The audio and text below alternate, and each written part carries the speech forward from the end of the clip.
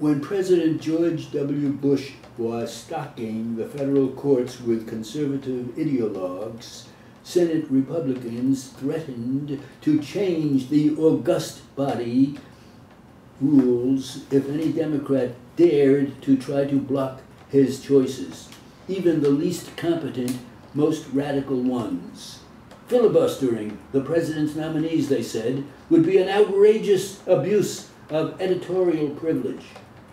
Now that President Obama is preparing to fill vacancies on federal benches, Republican senators have fired off an intemperate letter threatening, you got it, filibusters if Mr. Obama's nominees are not to their liking. Mr. Obama should not let the Republicans saber rattle and interfere with how he chooses judges. Despite Republicans' loud complaints, the Senate actually confirmed the vast majority of Mr. Bush's choices. As a result, some unqualified and undeserved people are federal judges with lifetime tenure, like Jay Bybee, who signed at least 2 appalling legal opinions on detainees when he was head of the Justice Department's Office of Legal Counsel, including one arguing that the president had the power to authorize seizure and torture.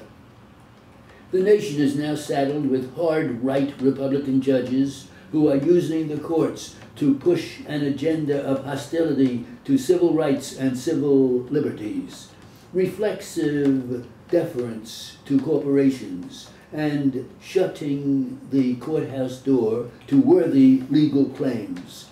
Mr. Obama has to repeal the damage which will require technically able judges who can provide a counterbalance to the ideologues who control many appeals courts. Senate Republicans are not waiting to evaluate Mr. Obama's nominations on their merits, choosing instead to deliver their written warning. Their request that Mr. Obama consult with them about possible nominees is appropriate, and the administration should do so. Senators have a right to advise as well as to decide whether to consent on judicial nominations. The senators, however, went further. They insisted that Mr. Obama begin by appointing holdover Bush nominees who were never confirmed by the Senate. There is no need to do so, and if Mr. Obama does, it is a mistake.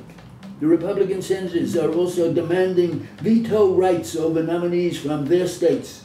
This demand is aimed not only at Mr. Obama, but also at Senator Patrick Leahy, the Judiciary Committee chairman. Mr. Leahy must decide whether to follow the Senate's blue slip tradition, which holds that judicial nominees should not move forward without their home state senators' support. Blue slips have no constitutional basis, are not undemocratic, and are subject to abuse. The Republicans abandoned them when they controlled the Senate under Mr. Bush. Blue slips should be allowed to die a quiet death. It is particularly strange to see Senate Republicans raising the specter of filibustering nominees.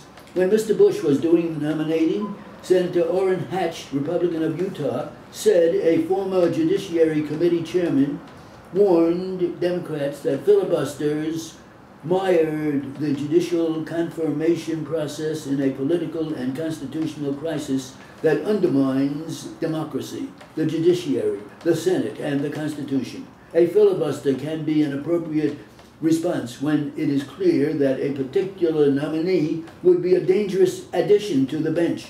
The Republicans rush to threaten filibusters in the absence of actual nominees is not only at odds with their previous views on the subject, but shows a lack of respect for the confirmation process. The Republicans are trying to use intimidation to hold on to the one branch of government where they still hold sway. Mr. Obama may be tempted to give in to win Republican cooperation for other parts of his legislative agenda. He should resist that temptation and get to work right away, appointing the kind of highly qualified, progressive-minded judges the nation needs.